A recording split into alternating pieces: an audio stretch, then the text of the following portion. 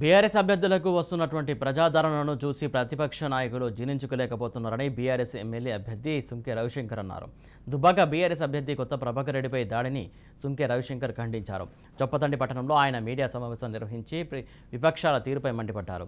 కేసీఆర్ ఎప్పటి నుంచో మొత్తుకుంటున్నారు. ఆయన అనుమానమే నిజమైంది, అనుకున్నంత జరిగింది. పచ్చటి తెలంగాణలో నెత్తుడి రాజకీయం మొదలైందన్నారు. విపక్ష నేతలైన రేవంత్ రెడ్డి, బండి సంజయ్, అరవింద్, ఈటెల రాజేందర్ మాటలు విద్వేషాన్ని రెచ్చగొడుతున్నాయని అన్నారు. ఇలాంటి ధోరణి తెలంగాణ సమాజానికి మంచిది కాదన్నారు.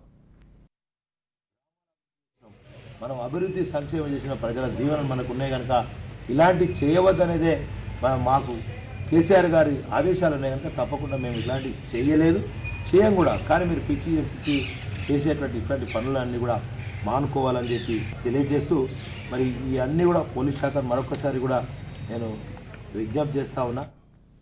మనం అభివృద్ధి సంక్షేమం చేసిన ప్రజల దీవెనలు మనకు ఉన్నాయి కనుక ఇలాంటి చేయవద్దనేదే మాకు కేసీఆర్ గారి ఆదేశాలు ఉన్నాయి కనుక తప్పకుండా మేము ఇలాంటివి చేయలేదు, చేయం కూడా. కానీ మీరు పిచ్చి చేసేటువంటి ఇట్లాంటి పనులన్నీ కూడా మానుకోవాలని చెప్పి తెలియజేస్తూ మరి ఈ అన్నీ కూడా పోలీస్ శాఖ మరొకసారి కూడా నేను విజ్ఞప్తి చేస్తూ ఉన్నా.